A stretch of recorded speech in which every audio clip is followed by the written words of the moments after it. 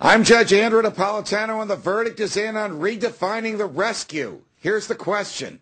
The Treasury Department was given rules by Congress on how to proceed with the $700 billion bailout. But now Secretary Paulson says he's scratching the pre-approved plan and taking matters into his own hands. What gives him that power? Here are the facts.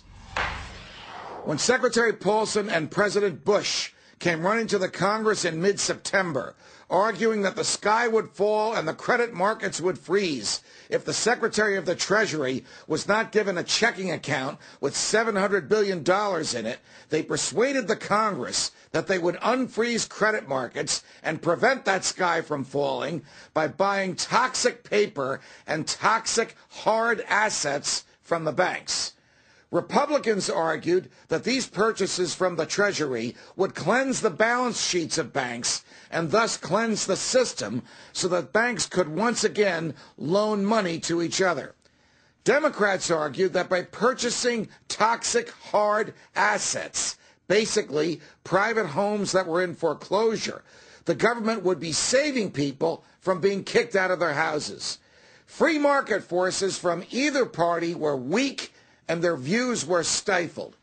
However, it is clear that the premise of the bailout, which grew from $700 billion to $853 billion when Congress added Christmas tree ornaments to it, was that the credit crunch was caused by the collapse of the housing market, and the Treasury would purchase toxic housing paper and toxic housing assets, and then, like magic, credit would flow again. It is clear beyond dispute that this is what Congress intended when it gave Secretary Paulson more money and more freedom to spend it than the president has. His comments this week that he no longer intends to purchase toxic paper or to purchase toxic assets completely undermines the premise of the bailout, the alleged urgent and compelling reason for the bailout, and what most members of Congress stated at the time they believed they were voting for when they enacted the bailout. So the question is this: what gives Secretary Paulson the power completely to rewrite the rules? Here's my opinion. All efforts by the government to bail out private industry are unconstitutional.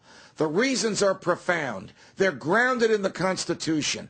They are intended to keep the Treasury from becoming a public trough, but they are not taken seriously by decision makers in either party.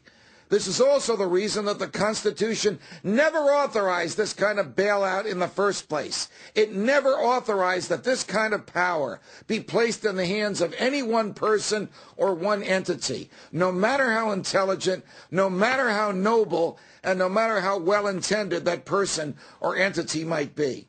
The temptation to spend $700 billion of someone else's money without having to answer for it to anyone, or having to explain the manner in which it was spent, or to do so in a different manner than how he promised he would, proved simply too great a temptation for Secretary Paulson to resist.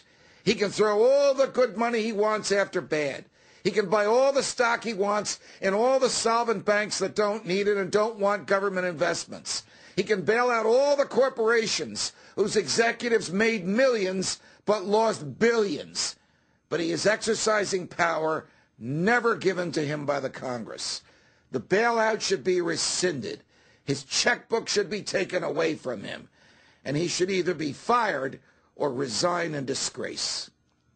If you want to hear more of my opinions on topics such as this, check out my book, A Nation of Sheep, available in bookstores nationwide. You can also tune in to my nationally syndicated radio show, Brian and the Judge, every weekday from 9 a.m. to noon.